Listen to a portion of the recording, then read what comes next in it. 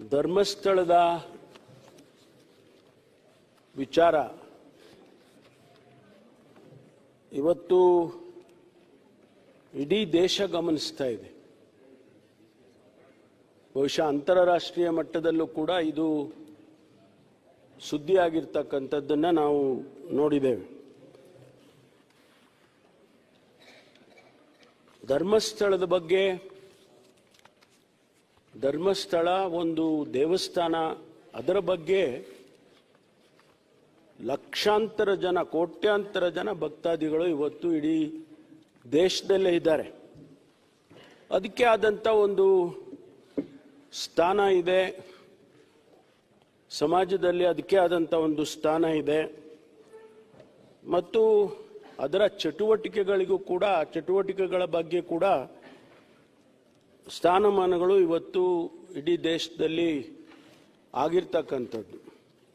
ಅದರ ಇತಿಹಾಸಕ್ಕೆ ನಾನು ಹೋಗೋದಿಲ್ಲ, ಯಾಕೆಂದರೆ ಅದರ ಹಿಸ್ಟ್ರಿ 800 ವರ್ಷದ ಹಿಂದೆ ಅದರ ಇತಿಹಾಸ ಇರ್ತಕ್ಕಂಥದ್ದು. 800 ವರ್ಷದ ಇತಿಹಾಸ ಇದೆ ಅಂತ ಹೇಳ್ತಾರೆ. ಅದೆಲ್ಲದಕ್ಕೂ ನಾನು ಹೋಗೋದಿಲ್ಲ, ಯಾಕೆಂದರೆ ಈಗ ನಮಗೆ ಬಂದಿರತಕ್ಕಂಥದ್ದು ಬೇರೆನೇ ವಿಷಯ ಬಂದಿರುವಂಥ ಕಾರಣಕ್ಕಾಗಿ ನಾನು ಅದರ ಇತಿಹಾಸಕ್ಕೆ ಮತ್ತು ಅವರು ಮಾಡ್ತಾ ಇರ್ತಕ್ಕಂಥ ಕೆಲಸ ಕಾರ್ಯಗಳ ಬಗ್ಗೆ, ಅವರು ಶಿಕ್ಷಣ ಕ್ಷೇತ್ರದಲ್ಲಿ ಏನು ಕೆಲಸ ಮಾಡಿದ್ದಾರೆ, ಆರೋಗ್ಯ ಕ್ಷೇತ್ರದಲ್ಲಿ ಏನು ಕೆಲಸ ಮಾಡಿದ್ದಾರೆ, ಆಮೇಲೆ ಗ್ರಾಮೀಣ ಭಾಗದಲ್ಲಿ ಅವರು ಏನು ಕೆಲಸ ಮಾಡಿದ್ದಾರೆ, ಅದೆಲ್ಲವನ್ನು ನಾನು ಪ್ರಸ್ತಾಪ ಮಾಡಿ ಅದರ ಬಗ್ಗೆ ಹೆಚ್ಚು ಸಮಯವನ್ನು ನಾನು ತಗೊಳ್ಳೋದಕ್ಕೆ ಹೋಗೋದಿಲ್ಲ. ಮಾನ್ಯ ಅಧ್ಯಕ್ಷರೇ, 3/7/25 ಒಬ್ಬ ವ್ಯಕ್ತಿ ಧರ್ಮಸ್ಥಳ ಪೊಲೀಸ್ ಸ್ಟೇಷನ್ಗೆ ಹೋಗಿ ಒಂದು ಕಂಪ್ಲೇಂಟ್ ಕೊಡ್ತಾನೆ. ಆ ಕಂಪ್ಲೇಂಟ್ನಲ್ಲಿ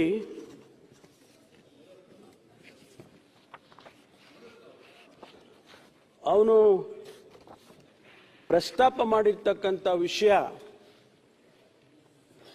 ನನಗೆ ನಿರಂತರ ಪ್ರಾಣ ಬೆದರಿಕೆಯೊಡ್ಡಿ ಧರ್ಮಸ್ಥಳ ಗ್ರಾಮದ ವ್ಯಾಪ್ತಿಯಲ್ಲಿ ಮತ್ತು ಸುತ್ತಮುತ್ತಲಿನ ಪ್ರದೇಶಗಳಲ್ಲಿ ಕೊಲೆಗಳಾದ ಹಾಗೂ ಅತ್ಯಾಚಾರಕ್ಕೊಳಗಾದ ಅನೇಕ ಮೃತದೇಹಗಳು ಮತ್ತು ಸಾಕ್ಷ್ಯಗಳನ್ನು ನನ್ನಿಂದ ಬಲವಂತವಾಗಿ ಹೂತು ಹಾಕಿಸಿರುವ ಬಗ್ಗೆ ದೂರು.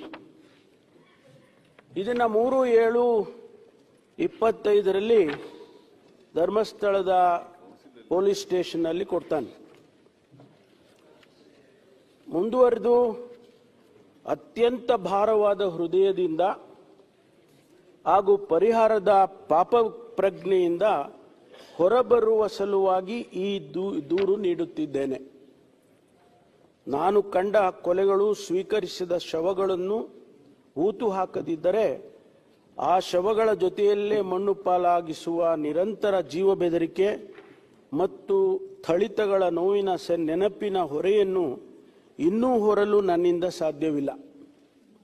ಈ ಮೂಲಕ ನಾನು ಬಹಿರಂಗಪಡಿಸುತ್ತಿರುವ ಕೊಲೆಯಾದ ಅನೇಕ ಪುರುಷರು ಮತ್ತು ಅತ್ಯಾಚಾರಕ್ಕೊಳಗಾಗಿ ಕೊಲೆಗಳಾದ ಅನೇಕ ಯುವತಿಯರು ಮತ್ತು ಮಹಿಳೆಯರ ಮಾಹಿತಿಯನ್ನು ತೀವ್ರಗತಿಯಲ್ಲಿ ತನಿಖೆಗೊಳಪಡಿಸಿ ನನಗೆ ಮತ್ತು ನನ್ನ ಕುಟುಂಬದ ರಕ್ಷಣೆಯನ್ನು ಒದಗಿಸುವಂತೆ ಕೋರುತ್ತಿದ್ದೇನೆ. ಇನ್ನು ಭಾಳ ಸ್ಟೋರಿ ಬರೆದಿದ್ದಾನೆ, ಅದಕ್ಕೆ ಪೂರ್ತಿ ಹೇಳೋದಕ್ಕೆ ಹೋಗೋದಿಲ್ಲ. ಅದಾದ ಮೇಲೆ ಆ ಪೊಲೀಸ್ ಸ್ಟೇಷನ್ನಲ್ಲಿ 4/7/25 FIR ಮಾಡ್ತಾರೆ. ಆ FIRನಲ್ಲಿ ಇವನು ಕೊಟ್ಟಿರ್ತಕ್ಕಂಥ ಸಾರಾಂಶಗಳನ್ನೆಲ್ಲವನ್ನು ಕೂಡ ಆ FIRನಲ್ಲಿ ತೆಗೆದುಕೊಂಡು ಬಂದಿದ್ದಾರೆ.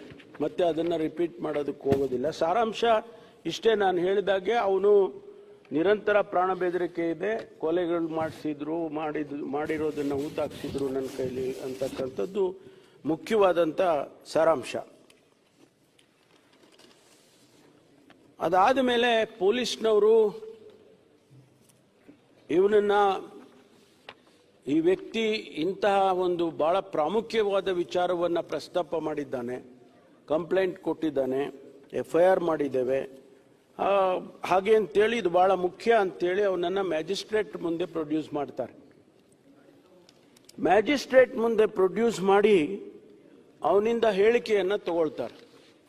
164 ಸ್ಟೇಟ್ಮೆಂಟ್ ಅಂತ ಪೊಲೀಸ್ನಲ್ಲಿ CRPC ಕಾಮನ್ ಆಗಿ ಮ್ಯಾಜಿಸ್ಟ್ರೇಟ್ ಮುಂದೆ ಮಾಡುವುದು. ಈಗ ನಮ್ಮ ಹೊಸ ಕಾನೂನು ಪ್ರಕಾರ 186 ಆಗಿದೆ, ಅದು 183 BNSS ಅಂತ.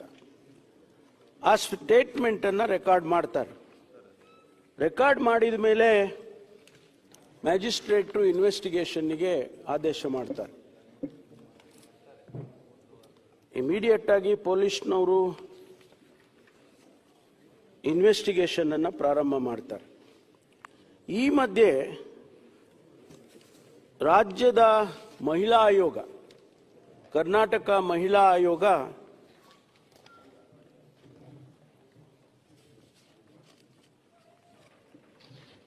ರಾಜ್ಯದ ಮಹಿಳಾ ಆಯೋಗ ಅಧ್ಯಕ್ಷರು ಮಾನ್ಯ ಮುಖ್ಯಮಂತ್ರಿಗಳಿಗೆ ಒಂದು ಪತ್ರ ಬರೀತಾರೆ. ವಿಷಯ ಏನಪ್ಪಾ ಅಂತ ಹೇಳಿದ್ರೆ, ಧರ್ಮಸ್ಥಳ ವ್ಯಾಪ್ತಿಯಲ್ಲಿನ ಸಾವಿನ ಪ್ರಕರಣಗಳಿಗೆ ಸಂಬಂಧಿಸಿದಂತೆ ವಿಶೇಷ ತನಿಖಾ ತಂಡ SITಯನ್ನು ರಚಿಸುವ ಬಗ್ಗಂತೆ ಕೋರಿ. ಅದರ ಉಲ್ಲೇಖನೂ ಹೇಳ್ತಾರೆ ಅವರು. ಸಮೂಹ ಮಾಧ್ಯಮಗಳ ವರದಿ ಅಂದ್ರೆ ಪತ್ರಿಕೆಗಳೆಲ್ಲ ಬಂದಿದೆ, ಆ ಕಾರಣಕ್ಕಾಗಿ ನೀವು ಇದಕ್ಕೆ ಒಂದು SITಯನ್ನು ಮಾಡಿ ಹಾಗೆ ಅಂತೇಳಿ ಅವರು ಪತ್ರ ಬರೀತಾರೆ. ಪತ್ರದ ಸಾರಾಂಶ, ಮೇಲಿನ ವಿಷಯ ಮತ್ತು ಉಲ್ಲೇಖಕ್ಕೆ ಸಂಬಂಧಿಸಿದಂತೆ ಧರ್ಮಸ್ಥಳದ ಭಾಗದಲ್ಲಿ 100 ಶವಗಳನ್ನು ಹೂತಿರುವುದಾಗಿ ವ್ಯಕ್ತಿಯೊಬ್ಬರು ನ್ಯಾಯಾಲಯದಲ್ಲಿ ಹೇಳಿಕೆಯನ್ನು ದಾಖಲಿಸಿದ್ದಾರೆ. ದಿನಾಂಕ 12/7/25 ಟೈಮ್ಸ್ ನೌ ಮತ್ತಿತರ ಮಾಧ್ಯಮಗಳು ಮನುಷ್ಯರೊಬ್ಬರ ತಲೆಬುರುಡೆ ದೊರಕಿದ ಬಗ್ಗೆ ಹಾಗೂ ನಾಪತ್ತೆಯಾದ ವೈದ್ಯಕೀಯ ವಿದ್ಯಾರ್ಥಿನಿಯೊಬ್ಬರ ಕುಟುಂಬದವರ ಹೇಳಿಕೆಯ ವರದಿ ಪ್ರಸಾರವಾಗಿರುವುದನ್ನು ಆಯೋಗವು ಗಂಭೀರವಾಗಿ ಪರಿಗಣಿಸಿದೆ. ಆಮೇಲೆ ಈ ವಿಷಯಗಳನ್ನೆಲ್ಲ ಹೇಳಿದ ಮೇಲೆ ಕಡೆಗೆ ಹೇಳ್ತಾರೆ, ಹಾಗಾಗಿ ಧರ್ಮಸ್ಥಳದ ವ್ಯಾಪ್ತಿಯಲ್ಲಿ ಕಳೆದ 20 ವರ್ಷಗಳಿಂದ ನಾಪತ್ತೆಯಾಗಿರುವ ಮಹಿಳೆಯರು ಮತ್ತು ವಿದ್ಯಾರ್ಥಿನಿಯರ ಪ್ರಕರಣಗಳು ಅಸ್ವಾಭಾವಿಕವಾದಂತಹ ಸಾವು, ಕೊಲೆ ಪ್ರಕರಣಗಳು ಮತ್ತು ಅತ್ಯಾಚಾರ ಪ್ರಕರಣಗಳಿಗೆ ಸಂಬಂಧಿಸಿದಂತೆ ಸಮಗ್ರ ಮತ್ತು ನಿಷ್ಪಕ್ಷವಾದ ತನಿಖೆಗಾಗಿ ಹಿರಿಯ ಪೊಲೀಸ್ ಅಧಿಕಾರಿಗಳ ನೇತೃತ್ವದಲ್ಲಿ ವಿಶೇಷ ತನಿಖಾ ತಂಡ SIT ರಚಿಸುವಂತೆ ಈ ಮೂಲಕ ತಮ್ಮನ್ನು ಕೋರುತ್ತೇನೆ. ಇದಾದ ಮೇಲೆ ಮಾನ್ಯ ಮುಖ್ಯಮಂತ್ರಿಗಳು ಮತ್ತು ನಾವು ಮಾತನಾಡಿದ ನಂತರ ಇದಕ್ಕೆ SITಗೆ ಆದೇಶ ಮಾಡ್ತೇವೆ. SIT ಆದೇಶ ಮಾಡಿ ಅದಕ್ಕೆ ಟರ್ಮ್ಸ್ ಆಫ್ ರೆಫರೆನ್ಸ್ ಅನ್ನು ಕೊಡ್ತೇವೆ. ಏನೇನು ಅವರು ತನಿಖೆ ಮಾಡಬೇಕು ಅಂತ ಹೇಳಿ 19/7/25 SIT ಕಾನ್ಸ್ಟಿಟ್ಯೂಟ್ ಆಗುತ್ತೆ ಮಾನ್ಯ ಅಧ್ಯಕ್ಷರೇ. ಆ SITಯಲ್ಲಿ ಮಾನ್ಯ ಡಾಕ್ಟರ್ ಪ್ರಣವ್ ಮೊಹಂತಿ IPS ಮುಖ್ಯಸ್ಥರು, ಅವರು ಪೊಲೀಸ್ ಮಹಾನಿರ್ದೇಶಕರು, ಆಂತರಿಕ ಭದ್ರತಾ ವಿಭಾಗ. ಅನುಚೇತ್ ಅಂತಕ್ಕಂಥವರು ಉಪ ಪೊಲೀಸ್ ಮಹಾನಿರ್ದೇಶಕರು, ನೇಮಕಾತಿ, ಅವರು ಸದಸ್ಯರು. ಆನಂತರ ಸೌಮ್ಯಲತಾ ಅಂತಕ್ಕಂಥವರು ಉಪ ಪೊಲೀಸ್ ಆಯುಕ್ತರು. ಜಿತೇಂದ್ರ ಕುಮಾರ್ ದಯಾಮ ಅಂತಕ್ಕಂಥವರು, ಅವರು ಕೂಡ ಪೊಲೀಸ್ ಅಧೀಕ್ಷಕರು. ಇದರಲ್ಲಿ ಶ್ರೀಮತಿ ಸೌಮ್ಯಲತಾ ಅವರು ಪತ್ರ ಕೊಟ್ಟು ನನಗೆ ವೈಯಕ್ತಿಕ ಕಾರಣಕ್ಕಾಗಿ ನನಗೆ ಬೇಡ, ಬೇರೆಯವರಿಗೆ ನೀವು ಮಾಡಿ ಅಂತ ಹೇಳ್ತಾರೆ. ಅದನ್ನು ಬದಲಾಯಿಸ್ತಾರೆ. ನಂತರ ಈ SIT ಅವರು ಏನು ಲೋಕಲ್ ಪೊಲೀಸ್ ಧರ್ಮಸ್ಥಳ ಪೊಲೀಸ್ನವರು ತನಿಖೆ ಪ್ರಾರಂಭ ಮಾಡಿದರು, ಅವರಿಂದ ಈ ಒಂದು ಕೇಸನ್ನು ಅವರು ವಹಿಸ್ಕೊಂಡು ಅವರು ಪ್ರಾರಂಭ ಮಾಡ್ತಾರೆ.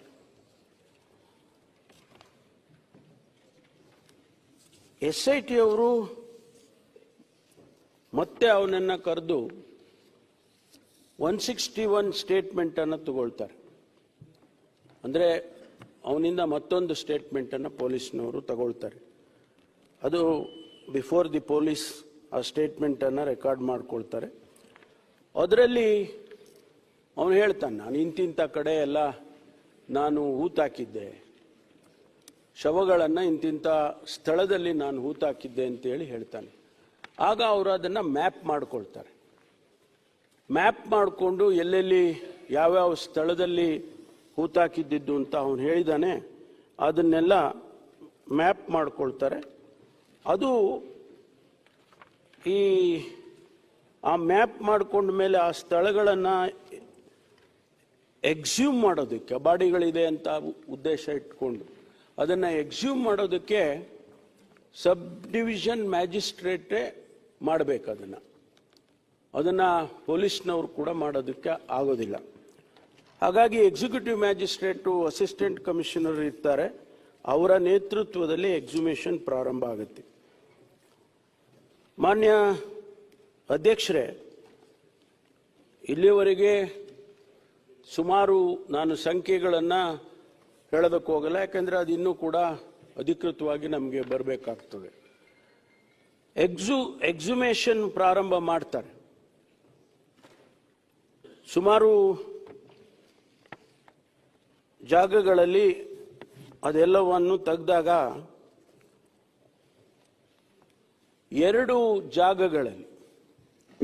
ಎರಡು ಜಾಗಗಳಲ್ಲಿ ಒಂದರಲ್ಲಿ ಅಸ್ಥಿಪಂಜರ ಸಿಕ್ಕುತ್ತೆ. ಅದನ್ನ ತೆಗೆದುಕೊಂಡು FSLಗೆ ಕೊಡ್ತಕ್ಕಂಥ ಕೆಲಸವನ್ನು, ಅಲ್ಲಿ ಸಾಯಿಲ್ ಸ್ಯಾಂಪಲ್ ಇರ್ಬೋದು, ಆ ಬೋನ್ಸ್ ಇರ್ಬೋದು, ಅಲ್ಲಿ ಸಿಕ್ಕಿದಂಥ ಯಾವುದೇ ಮೆಟೀರಿಯಲ್ ಎಲ್ಲವನ್ನು ಕೂಡ ಅವರು ಸ್ಯಾಂಪಲ್ ಕಲೆಕ್ಟ್ ಮಾಡಿಕೊಂಡು FSLಗೆ ಕಳಿಸ್ಕೊಡ್ತಾರೆ. ಇನ್ನೊಂದು ಜಾಗದಲ್ಲಿ ಅಲ್ಲಿ ಕೂಡ ಒಂದಷ್ಟು ಬೋನ್ಗಳು ಸಿಕ್ಕುತ್ತೆ, ಅದನ್ನು ಕೂಡ ಕಲೆಕ್ಟ್ ಮಾಡಿಕೊಂಡು ಅದನ್ನು FSLಗೆ ಕೊಡ್ತಾರೆ. ಆಮೇಲೆ ಇನ್ನು ಮಿಕ್ಕ ಜಾಗಗಳಲ್ಲಿ ಅಲ್ಲಿ ಲ್ಯಾಟ್ರೈಟ್ ಸಾಯಿಲ್ ಅಂತ, ಕೆಂಪು ಕಲ್ಲು ಅಂತ ತಾವು ಹೇಳ್ತಿರಲ್ಲ, ಕೆಂಪು ಮಣ್ಣು, ಅದು ಭಾಳ ಆಸಿಡಿಕ್ ಸಾಯಿಲ್. ಏನೇ ಇದ್ರೂ ಬೋನ್ ಇರ್ಬೋದು ಅಥವಾ ಬೇರೆ ಏನೇ ಮೆಟೀರಿಯಲ್ ಇದ್ದರೆ ಇಂದಿಷ್ಟು ದಿವಸದಲ್ಲೇ ಅದೆಲ್ಲ ಕರಗಿ ಹೋಗುತ್ತೆ ಅಂತಕ್ಕಂಥದ್ದು ಇದೆ. ಅದಕ್ಕಾಗಿ ಅವ್ರೇನು ಮಾಡ್ತಾರೆ, ಎಲ್ಲ ಸ್ಪಾಟ್ನಲ್ಲಿ ಎಲ್ಲೆಲ್ಲಿ ಅವನು ತೋರಿಸಿದ್ದ, ಎಲ್ಲೆಲ್ಲಿ ಇವರು ಎಕ್ಸುಮೇಷನ್ ಮಾಡಿದ್ರು, ಆ ಎಲ್ಲ ಜಾಗಗಳಲ್ಲೂ ಕೂಡ ಸ್ಯಾಂಪಲ್ಸನ್ನು ಕಲೆಕ್ಟ್ ಮಾಡ್ಕೊಳ್ತಾರೆ. ಸಾಯಿಲ್ ಸ್ಯಾಂಪಲ್ಸ್ ಕಲೆಕ್ಟ್ ಮಾಡಿ ಅದನ್ನು ಕೂಡ ಲ್ಯಾಬೊರೇಟರಿಗೆ ಕಳಿಸಿದ್ದಾರೆ. ಇವತ್ತು ಅದರ ಅನಾಲಿಸಿಸ್ ಆಗಬೇಕು. ಒಂದು ಮೊದಲು ಅಸ್ಥಿಪಂಜರ ಸಿಕ್ತು ಅಂತ ಹೇಳಿದ್ನಲ್ಲ, ಆ ಜಾಗದಲ್ಲಿ ಆ ಅಸ್ಥಿಪಂಜರದ ಅನಾಲಿಸಿಸ್ ಆಗಬೇಕು. ಮತ್ತು ಎರಡನೇ ಜಾಗದಲ್ಲಿ ಕೂಡ ಅನಾಲಿಸಿಸ್ ಆಗಬೇಕು. ಪ್ರತಿಯೊಂದು ಸ್ಪಾಟ್ನಲ್ಲೂ ಏನು ಸ್ಯಾಂಪಲ್ ತಗೊಂಡಿದ್ದಾರೆ ಅದೆಲ್ಲ ಅನಾಲಿಸಿಸ್ ಆಗಬೇಕು. ಆಗ ಇನ್ವೆಸ್ಟಿಗೇಷನ್ ಪ್ರಾರಂಭ ಆಯಿತು ಅಂತೇಳಿ ನಾವು ಹೇಳ್ಬೋದು. ಇಲ್ಲಿಯವರೆಗೆ ಆಗಿರೋದೇನಪ್ಪ ಅಂದರೆ ಎಕ್ಸುಮೇಷನ್ ಅಷ್ಟೇ, not exactly the investigation. Investigation ಯಾವಾಗ ಪ್ರಾರಂಭ ಆಗ್ತದೆ ಅಂದರೆ ಸ್ಯಾಂಪಲ್ ಅನಾಲಿಸಿಸ್ ಆಗಿ, DNA ಅನಾಲಿಸಿಸ್ ಆಗಿ, ಸಾಯಿಲ್ ಅನಾಲಿಸಿಸ್ ಆಗಿ, ಅಲ್ಲಿ ಬರುವಂಥ ರಿಸಲ್ಟಿನ ಆಧಾರದ ಮೇಲೆ ಇನ್ವೆಸ್ಟಿಗೇಷನ್ ಅನ್ನು ಪ್ರಾರಂಭ ಮಾಡ್ತಾರೆ. ಈ ಮಧ್ಯೆ ಅವನು ಮೊದಲೇ ಒಂದು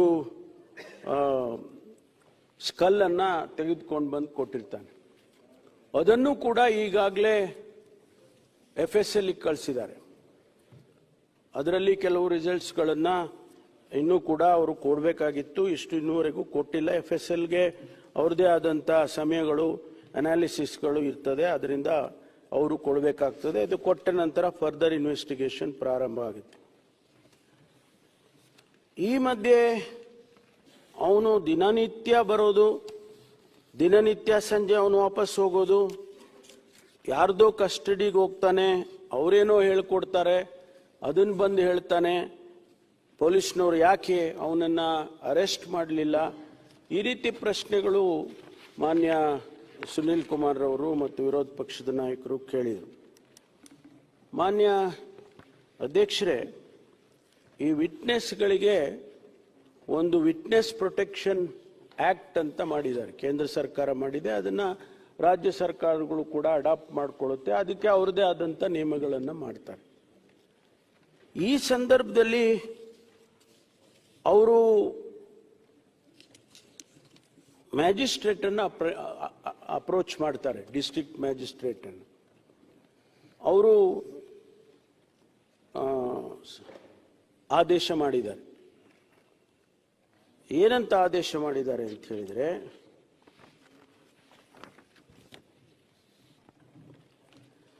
ಅದಕ್ಕೊಂದು ಸಮಿತಿ ಇದೆ. ಪ್ರಿನ್ಸಿಪಲ್ ಡಿಸ್ಟ್ರಿಕ್ಟ್ ಕೋರ್ಟ್ ಅಧ್ಯಕ್ಷತೆಯಲ್ಲಿ ಒಂದು ಸಮಿತಿ ಮಾಡಿದ್ದಾರೆ. ಆ ಸಮಿತಿ ಪೊಲೀಸ್ ಸೂಪರಿಂಟೆಂಡೆಂಟ್ ಇರ್ತಾರೆ, ಮೆಂಬರ್ ಸೆಕ್ರೆಟರಿ ಆಗಿ ಒಬ್ಬ ಪಬ್ಲಿಕ್ ಪ್ರಾಸಿಕ್ಯೂಟರ್ ಇರ್ತಾರೆ.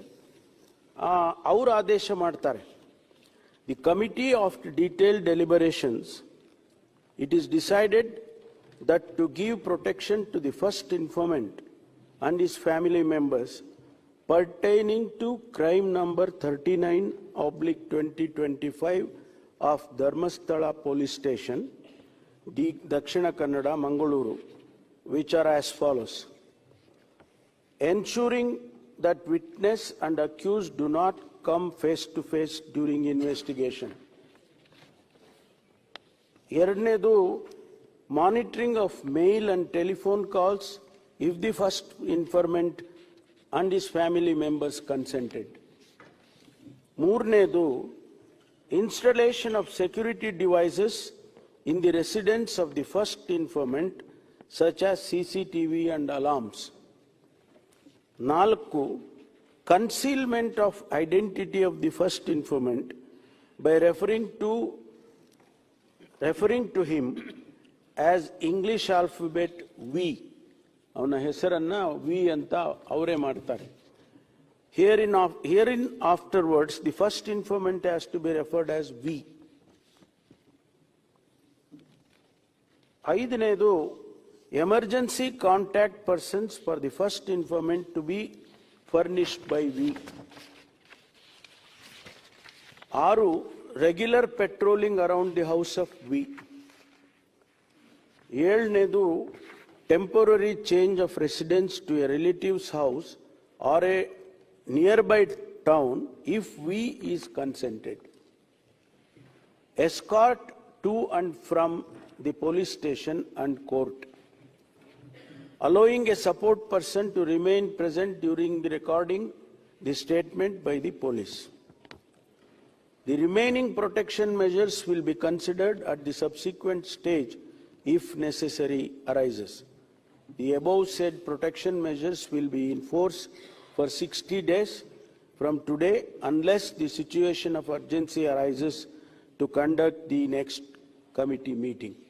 ಇದನ್ನ ಪ್ರಿನ್ಸಿಪಲ್ ಡಿಸ್ಟ್ರಿಕ್ಟ್ ಜಡ್ಜ್ ಅವರು ಕೋರ್ಟ್ರಿಂದ ಆದೇಶವನ್ನು ಮಾಡ್ತಾರೆ. ಅದಕ್ಕಾಗಿ ಅವರನ್ನು ಅರೆಸ್ಟ್ ಮಾಡೋದಕ್ಕಾಗಲಿ ಅಥವಾ ನಮ್ಮ ಪೊಲೀಸ್ನವರ ಪ್ರೊಟೆಕ್ಷನ್ನಲ್ಲಿ ಇಟ್ಕೊಳ್ಳೋದಕ್ಕಾಗಲಿ ಸಾಧ್ಯ ಆಗೋದಿಲ್ಲ ಅಂತ ಹೇಳಿ ಮಾನ್ಯ ಸದಸ್ಯರುಗಳಿಗೆ ನಾನು ತಿಳಿಸೋದಕ್ಕೆ ಬಯಸ್ತೇನೆ. ಮಾನ್ಯ ಅಧ್ಯಕ್ಷರೇ, ಈಗ ತನಿಖೆ ಬಹಳ ಗಂಭೀರವಾಗಿ ನಡೀತಾ ಇದೆ. ಈಗೇನವರು ವಿಟ್ನೆಸ್ ಪ್ರೊಟೆಕ್ಷನ್ ಆ್ಯಕ್ಟ್ನಲ್ಲಿ ಹೇಳಿದ್ರು ಅದೆಲ್ಲವನ್ನು ಕೂಡ SITನವರು ಅವರಿಗೆ ಮಾಡಿದ್ದಾರೆ. ಜೊತೆಗೆ ಏನೆಲ್ಲ ಇನ್ವೆಸ್ಟಿಗೇಷನ್ ಅಲ್ಲಿ ಸಾಧ್ಯತೆ ಇದೆ,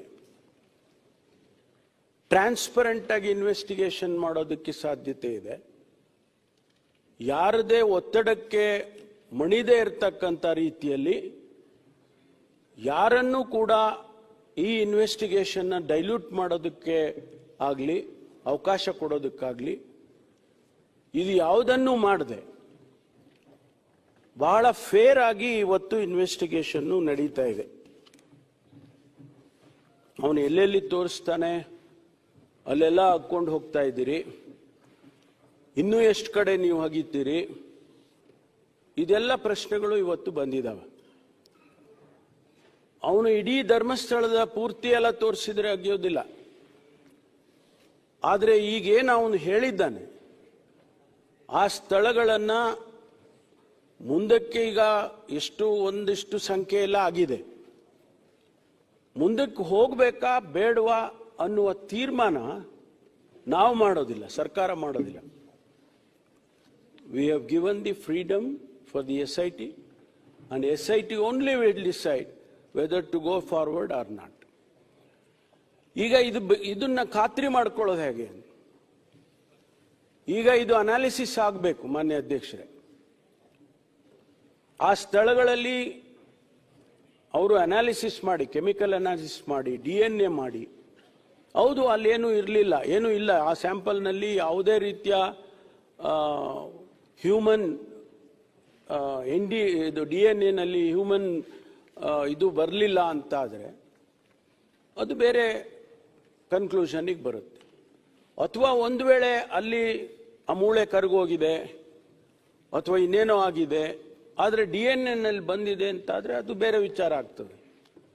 ಅದು ಬರೋವರೆಗೂ, ಆ ರಿಸಲ್ಟ್ಸ್ ಬರೋವರೆಗೂ ಇದನ್ನ ಸ್ಥಗಿತ, ಮುಂದಕ್ಕೆ ಹೋಗೋದನ್ನ ಸ್ಥಗಿತ ಮಾಡಬೇಕು ಅಂತೇಳಿ SITನವರು ತೀರ್ಮಾನ ಮಾಡಿಕೊಂಡಿದ್ದಾರೆ ಅಂತ.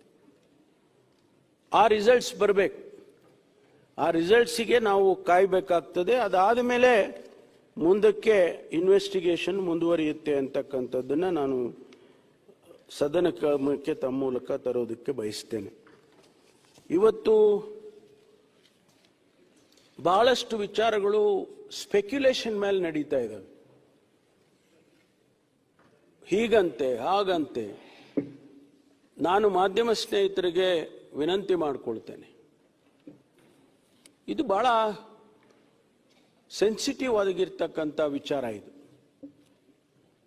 ರಾಜ್ಯದ ಜನತೆ, ಲಕ್ಷಾಂತರ ಕೋಟ್ಯಾಂತರ ಜನ ಭಕ್ತಾದಿಗಳು ಆ ಒಂದು ಧರ್ಮಸ್ಥಳಕ್ಕೆ ನಡ್ಕೊಳ್ತಾ ಇರ್ತಕ್ಕಂಥ ಅವ್ರ ಮನಸ್ಸಲ್ಲಿ ಕೂಡ ಏನೋ ಆತಂಕ ಇದೆ, ಎಲ್ಲೋ ಒಂದು ಡೌಟ್ ಬಂದಿದೆ.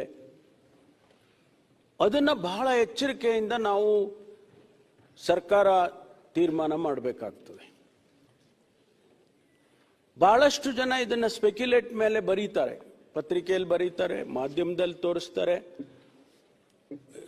ಸೆಕೆಂಡಿಗೂ ಕೂಡ ವಿಚಾರಗಳನ್ನ ಬೇರೆ ಬೇರೆ ರೀತಿಯಲ್ಲಿ ಮಾಡ್ತಕ್ಕಂಥದ್ದನ್ನ ನೋಡ್ತಾ ಇದ್ದೇವೆ ಕಳೆದ 10, 15, 20 ದಿವಸದಿಂದ. ಇದು ಆಗಬಾರದು. ಮಾನ್ಯ ವಿರೋಧ ಪಕ್ಷದ ನಾಯಕರು ಮತ್ತು ಸದಸ್ಯರುಗಳು ಕೂಡ, ನನಗೆ ಗೊತ್ತಿಲ್ಲ, ಇಷ್ಟು ಪ್ರಾರಂಭ ಆದಾಗಿಂದ ಅವರ ರಿಯಾಕ್ಷನ್ಸ್ಗಳೇನು ಬಂದಿರಲಿಲ್ಲ. ಇಲ್ಲ, ಇನ್ವೆಸ್ಟಿಗೇಷನ್ ಅನ್ನು ಕೆಲವರು ಸ್ವಾಗತ ಮಾಡಿದ್ರು, ಹೌದು SIT ಮಾಡಿರೋದು ಸರಿ ಇದೆ. ಕೆಲವರು ಸ್ವಾಭಾವಿಕವಾಗಿ ಇಲ್ಲ SIT ಮಾಡಬಾರ್ದಾಗಿತ್ತು ಅಂತಕ್ಕನ್ನವರು ಕೂಡ ಇದ್ದಾರೆ. ಆದರೆ ಏಕಾಏಕಿಯಾಗಿ ಒಂದು 15 ದಿವಸದ ನಂತರ ತಾವು ಇಷ್ಟೊಂದು ಗಂಭೀರವಾಗಿ ಈ ವಿಚಾರವನ್ನು ತೆಗೆದುಕೊಂಡು ಸದನದಲ್ಲಿ ಬೇರೆ ಬೇರೆ ವ್ಯಾಖ್ಯಾನಗಳನ್ನು ಮಾಡಿಕೊಂಡು ತಮ್ಮ ಉದ್ದೇಶ ಏನಂತ ಗೊತ್ತಾಗಲಿಲ್ಲ ನನಗೆ. ಈ ಇನ್ವೆಸ್ಟಿಗೇಷನ್ನು ಸರಿಯಾಗಿ ಆಗಬೇಕಾ, ಸತ್ಯ ಹೊರಗಡೆ ಬರಬೇಕಾ, ಹಾಗೇ ಇದೆ ಅಂತ ಹೇಳಿ ಯಾರು ಹೇಳಕ್ಕಾಗೋದಿಲ್ಲ, ಆಗಿಲ್ಲ ಅಂತನೂ ಯಾರು ಹೇಳಕ್ಕಾಗೋದಿಲ್ಲ. ಈ ಇನ್ವೆಸ್ಟಿಗೇಷನ್ ಆಚೆ ಬಂದ್ರೆ, ಒಂದು ವೇಳೆ ಇಲ್ಲ ಏನೂ ಆಗಿಲ್ಲ ಅಂತ ಅಂದ್ಕೊಳ್ಳೋಣ, ಧರ್ಮಸ್ಥಳದ ಗೌರವ ಮತ್ತು ಹೆಚ್ಚುತ್ತಲ್ವಾ? ಲಕ್ಷಾಂತರ ಕೋಟ್ಯಾಂತರ ಭಕ್ತಾದಿಗಳಿಗೆ ಇರುವಂತ ನಂಬಿಕೆ ಇನ್ನೂ ಹೆಚ್ಚಾಗ್ತದಲ್ವಾ? ಆದರೆ ಒಂದು ವೇಳೆ ಆಗಿದೆ ಅಂತ ಆದ್ರೆ, ಸತ್ಯ ಹೊರಗಡೆ ಬಂತು, ಹೌದಪ್ಪ ಈ ರೀತಿ ಆಗಬಾರ್ದಾಗಿತ್ತು, ಇದು ಆಗಿದೆ, ಯಾರು ಸಂತ್ರಸ್ತರಿದ್ದಾರೆ, ಯಾರಿಗೆ ಆ ಕುಟುಂಬದವರಿಗೆ ನ್ಯಾಯ ಸಿಗ್ತದೆ ಅನ್ನೋದಾದ್ರೂ ಆಗುತ್ತಲ್ವಾ? ಆದರೆ ಇದಕ್ಕೆ ನಾವು ರಾಜಕೀಯವನ್ನು ಬೆರೆಸೋದಾಗ್ಲಿ, ಧರ್ಮದ ಹೆಸರಿನಲ್ಲಿ ಆದರೂ ಕೂಡ ಇದನ್ನ ನಾವು ಹೆಚ್ಚು ಮಾಡ್ತಕ್ಕಂಥದ್ದಾಗ್ಲಿ, ಇದು ಆಗಬಾರ್ದು ಅಂತ ಹೇಳಿ ನಾನು ನನ್ನ ಅಭಿಪ್ರಾಯವನ್ನು ಹೇಳೋದಕ್ಕೆ ಬಯಸ್ತೇನೆ. ನಾವು ನ್ಯಾಯಕ್ಕೆ ಬಿಡೋಣ, leave it to the law of the land. ಬರಲಿ, ಆಚೆಗೆ ಸತ್ಯ ಬರಲಿ. ಆ ಸತ್ಯ ಆಚೆ ಬಂದಾಗ ನೀವಾಗ್ಲಿ ನಾವಾಗ್ಲಿ ಅದನ್ನು ಒಪ್ಕೋಬೇಕಾಗ್ತದಲ್ಲ, ಧರ್ಮಸ್ಥಳದವರು ಕೂಡ ಒಪ್ಕೋಬೇಕಾಗ್ತದಲ್ಲ, ಜನಸಮುದಾಯ ಒಪ್ಕೋಬೇಕಾಗ್ತದಲ್ಲ. ಅದಕ್ಕಾಗಿ ನಾವು ಇವತ್ತು ಬೇರೆ ಬೇರೆ ಅರ್ಥೈಸೋದು ಇದು ಸರಿ ಕಾಣಿಸೋದಿಲ್ಲ ಅಂತ ಹೇಳಿ ನಾನು ನನ್ನ ಅಭಿಪ್ರಾಯವನ್ನು ಹೇಳೋದಕ್ಕೆ ಬಯಸ್ತೇನೆ. ಮಾನ್ಯ ಅಧ್ಯಕ್ಷರೇ, ನಾನು ಇನ್ನು ಹೆಚ್ಚು ಇದನ್ನು ವಿಳಂಬಿಸೋದಕ್ಕೆ ಹೋಗೋದಿಲ್ಲ. ಯಾಕೆಂದರೆ ತನಿಖೆ ನಡೀತಾ ಇರತಕ್ಕಂಥ ಸಂದರ್ಭದಲ್ಲಿ ನಾವು ಏನು ಹೇಳಕ್ಕೂ ಆಗೋದಿಲ್ಲ. ತನಿಖೆಯಿಂದ ಅವರು ಇಂಟರಿಮ್ ವರದಿ ಕೇಳಿದರು. ಆ ಇಂಟರಿಮ್ ವರದಿನೂ ಕೂಡ ನಮಗೇನು ಬಂದಿಲ್ಲ. ಒಂದು ವೇಳೆ ಇಂಟರಿಮ್ ವರದಿ ಬಂದಿದ್ರೆ ಆ ಮಾಹಿತಿಗಳನ್ನು ಕೂಡ ನಾನು ಕೊಡೋನಿದೆ.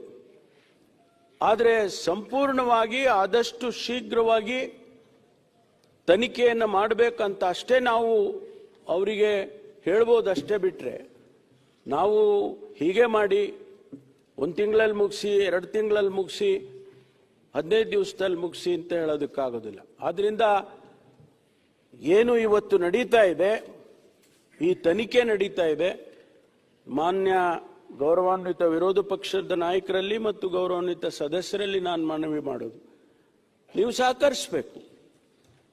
ಯಾರನ್ನು ರಕ್ಷಣೆ ಮಾಡೋದಾಗ್ಲಿ, ಯಾರನ್ನು ದೂಷಣೆ ಮಾಡೋದಾಗ್ಲಿ ಸರ್ಕಾರ ಮಾಡೋದಿಲ್ಲ.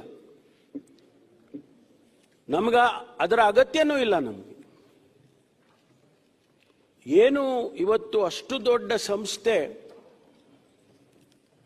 ಇಡೀ ದೇಶದಲ್ಲಿ ಮಾನ್ಯ ವೀರೇಂದ್ರ ಹೆಗಡೆ ಅವರಿಗೆ ಪದ್ಮಭೂಷಣವನ್ನು ಕೂಡ ಕೊಟ್ಟಿದೆ ಸರ್ಕಾರ, ಕೇಂದ್ರ ಸರ್ಕಾರ. ಅಂಥವ್ರ ಮೇಲೆ ಇದೊಂದು ಹೀಗೆ ಗೂಬೆ ಕುಂಟಿಸೋದು ಅಂತ ಅಲ್ಲ. ಇದು ಬೇರೆ ರೀತಿಯಲ್ಲಿ ಆಗಿದೆ. ಅದು ಸತ್ಯ ಆಚೆ ಬರಬೇಕಲ್ಲ. ಅದಕ್ಕಾಗಿ ನೀವು ಕೂಡ ಸಹಕರಿಸಬೇಕು ಅಂತೇಳಿ ಮಾನ್ಯ ವಿರೋಧ ಪಕ್ಷದವರಿಗೆ ನಾನು ವಿನಂತಿಯನ್ನು ಮಾಡಿಕೊಳ್ತೇನೆ. ನಾವು ಏನನ್ನು ಮುಚ್ಚಿಡೋದಿಲ್ಲ. ಯಾವುದನ್ನು ಕೂಡ ಈ ತನಿಖೆಯಲ್ಲಿ ಮುಚ್ಚಿಡುವಂತ ಅಗತ್ಯತೆಯೂ ಕೂಡ ಸರ್ಕಾರಕ್ಕಿಲ್ಲ. ನಾವು ಫೇರ್ ಆಗಿ, ಪಕ್ಷಾತೀತವಾಗಿ ಯಾವುದೇ ರೀತಿಯ ತನಿಖೆ ಆಗಬೇಕು ಅಂತಕ್ಕಂಥ ಉದ್ದೇಶವನ್ನು ಇಟ್ಕೊಂಡಿದ್ದೀವಿ. ಬೇರೆ ಬೇರೆ ಬೇರೆ ನಮಗೇನು ಉದ್ದೇಶಗಳು ಬೇರೆ ಇಲ್ಲ ನಮಗೆ, ಮಾನ್ಯ ಅಧ್ಯಕ್ಷರೇ. ಹಾಗಾಗಿ ಇವತ್ತು ಇಷ್ಟು ವಿಚಾರಗಳನ್ನು ಪ್ರಸ್ತುತವಾಗಿ ಇವತ್ತು ಇರ್ತಕ್ಕಂಥ ವಿಚಾರವನ್ನು ನಾನು ಸದನ ಮುಂದೆ ಇಟ್ಟಿದ್ದೇನೆ. ಇದಕ್ಕೆ ಹೊರತುಪಡಿಸಿ ಬೇರೆ ಬೇರೆ ವಿಚಾರಗಳನ್ನು ನಾನು ಮಾತನಾಡೋದಕ್ಕೆ ಹೋಗೋದಿಲ್ಲ. ಯಾಕೆಂದರೆ ಅವೆಲ್ಲ ಆಫ್ಶೂಟ್, ಇದರಿಂದ ಬೇರೆ ಬೇರೆ ರೀತಿಯಲ್ಲಿ ಇರ್ತಕ್ಕಂಥದ್ದು. ಅದನ್ನು ಬೇರೆ ಬೇರೆ ಹಂತದಲ್ಲೇ ಅದನ್ನು ನಾವು ಹ್ಯಾಂಡಲ್ ಮಾಡ್ತೇವೆ. ಹಾಗಾಗಿ ಈ ಇಷ್ಟು ವಿಚಾರಗಳನ್ನು ನಾನು ಸದನದ ಮುಂದೆ ಮಂಡಿಸ್ತಾ ಇದ್ದೇನೆ. ಮಾನ್ಯ ವಿರೋಧ ಪಕ್ಷದ ನಾಯಕರು ಕೆಲವು ಪ್ರಶ್ನೆಗಳನ್ನು ಹೇಳಿದ್ದಕ್ಕೆಲ್ಲ ನಾನು ವಸ್ತುಸ್ಥಿತಿಯನ್ನು ನಾನು ಸದನದ ಮುಂದೆ ಇಟ್ಟಿದ್ದೇನೆ. ಹಾಗಾಗಿ ಮಾನ್ಯ ಸುನೀಲ್ ಕುಮಾರ್ ರವರು, ಮಾನ್ಯ ಗೌರವಾನ್ವಿತ ಸದಸ್ಯರು ಇದನ್ನು ಪ್ರಸ್ತಾಪ ಮಾಡಿದರು. ಬಹುಶಃ ಅವರಿಗೆ ಇದರಿಂದ ಸಮಾಧಾನ ಆಗುತ್ತೋ ಇಲ್ಲೋ ಗೊತ್ತಿಲ್ಲ. ವಸ್ತುಸ್ಥಿತಿಯನ್ನು ಮುಂದೆ ಇಟ್ಟಿದ್ದೇನೆ. ಯಾಕೆಂದರೆ ಇದರಲ್ಲಿ ಏನೋ ಮುಚ್ಚಿಡುತ್ತೆ ಸರ್ಕಾರ, ಏನೋ ಬೇರೆ ರೀತಿಯಲ್ಲಿ ಇದನ್ನು ತೆಗೆದುಕೊಂಡು ಹೋಗ್ತಾ ಇದ್ದಾರೆ, ಯಾರದೋ ಒತ್ತಡಕ್ಕೆ ಮಣಿದಿದ್ದಾರೆ. SIT ಹ್ಯಾಗ್ ಫಾರಂ ಆಯಿತು ಅಂತ ನಾನು ಹೇಳಿದೆ. SIT ಯಾರೋ ಒತ್ತಡಕ್ಕೆ ಮಣಿದೆ SIT ಮಾಡಲಿಲ್ಲ ನಾವು. SIT ಅಲ್ಲಿನ ಪರಿಸ್ಥಿತಿ, ಆ ಸ್ಥಳೀಯ ಪೊಲೀಸರು ಧರ್ಮಸ್ಥಳದ ಪೊಲೀಸ್ ಸ್ಟೇಷನ್ನಲ್ಲಿ ಇನ್ವೆಸ್ಟಿಗೇಷನ್ ಮಾಡೋದಕ್ಕೆ ಸಾಮರ್ಥ್ಯ ಇರೋದಿಲ್ಲ. ಬಹಳಷ್ಟು ಟೆಕ್ನಾಲಜಿ ಇನ್ವಾಲ್ವ್ ಆಗಿದೆ. DNA ಅನಾಲಿಸಿಸ್ ಮಾಡಬೇಕು, ಸಾಯಿಲ್ ಅನಾಲಿಸಿಸ್ ಮಾಡಬೇಕು, ತದನಂತರ ಬರುವಂತ ಇನ್ವೆಸ್ಟಿಗೇಷನ್. ಅನಾಲಿಸಿಸ್ ಅಲ್ಲಿಗೆ ಮುಗ್ದೋಗೋದಿಲ್ಲ ಮಾನ್ಯ ಅಧ್ಯಕ್ಷರೇ. ಅನಾಲಿಸಿಸ್ ಆದಮೇಲೆ ಬರುತ್ತೆ ಇನ್ವೆಸ್ಟಿಗೇಷನ್. ಒಂದು ವೇಳೆ ಅಲ್ಲಿ ಒಂದು ಜಾಗದಲ್ಲಿ ಈಗ ಬೋನ್ ಸಿಕ್ಕಿದೆ ಅಂತ ಹೇಳಿದೆ ನಾನು. ಆ ಬೋನ್ ಯಾರ್ದು, ಎಲ್ಲಿಂದ ಬಂತು ಆ ಬೋನು, ಆ ಅಸ್ಥಿ ಪಂಜರ ಯಾವ ಸ್ಥಿತಿಯಲ್ಲಿ ಅವರು ಹೂತ್ ಹಾಕಿದ್ರು, ಅದು ಮರ್ಡರ್ ಆಗಿತ್ತಾ, ನ್ಯಾಚುರಲ್ ಆಗಿತ್ತಾ, ಹೂತವ್ರು ಯಾರು, ಇಷ್ಟು ಬೇರೆ ಬೇರೆ ವಿಚಾರಗಳೆಲ್ಲ ಇನ್ವೆಸ್ಟಿಗೇಷನ್ಗೆ ಶುರುವಾಗ್ತವೆ ಈ ಅನಾಲಿಸಿಸ್ ಬಂದ ಮೇಲೆ. ಆದ್ರಿಂದ ನಾವು ಯಾವುದೇ ಒತ್ತಡಕ್ಕೆ ಮಣದಿಲ್ಲ. ಆ ಕಾರಣಕ್ಕಾಗಿ SIT ಮಾಡಬೇಕಾಯ್ತು ವಿನಃ ಆ ಪೊಲೀಸ್ ಸ್ಟೇಷನ್ನಲ್ಲಿ ಅವರು ಹ್ಯಾಂಡಲ್ ಮಾಡೋದಕ್ಕಾಗೋದಿಲ್ಲ ಅಂತೇಳಿ, ಜೊತೆಗೆ ಮಹಿಳಾ ಆಯೋಗದವರು ರಿಕ್ವೆಸ್ಟ್ ಮಾಡಿದರು. ಅದನ್ನು ನಾನು ಪ್ರಸ್ತಾಪ ಮಾಡಿದ್ದೇನೆ. ಆದ್ದರಿಂದ ಯಾವುದೇ ಕಾರಣಕ್ಕೂ ಕೂಡ ಇದರಲ್ಲಿ ಯಾವ ಕಾಂಪ್ರಮೈಸ್ ಕೂಡ ನಾವು ಮಾಡಿಕೊಳ್ಳೋದಿಲ್ಲ. ಸತ್ಯವನ್ನು ಹೊರಗೆ ತರ್ತೇವೆ. ಸತ್ಯ ಹೇಳಿದೆ 164 ಸ್ಟೇಟ್ಮೆಂಟ್ ಅಲ್ಲಿ ಅವರು ಏನು ಹೇಳಿದ್ದಾರೆ ಅವೆಲ್ಲವನ್ನು ವೆರಿಫೈ ಮಾಡ್ತಾ ಇದ್ದೇವೆ. ಒಂದೊಂದಾಗಿ ಅವರು ಹೇಳಿದ ಪ್ರತಿಯೊಂದು ವಿಚಾರವನ್ನು ಕೂಡ ಇವತ್ತು ನಾವು ಅದನ್ನ ಇನ್ವೆಸ್ಟಿಗೇಷನ್ ಮಾಡ್ತಕ್ಕಂಥ ಕೆಲಸವನ್ನ ನಾವು ಮಾಡ್ತೇವೆ ಅಂತಕ್ಕಂಥ ಮಾತನ್ನ ಹೇಳಿ ಸಮಯ ಕೊಟ್ಟಿದ್ದಕ್ಕಾಗಿ ತಮಗೆ ಧನ್ಯವಾದಗಳನ್ನು ಹೇಳಿ ನಾನು ಮಾತು ಮುಗಿಸ್ತೇನೆ.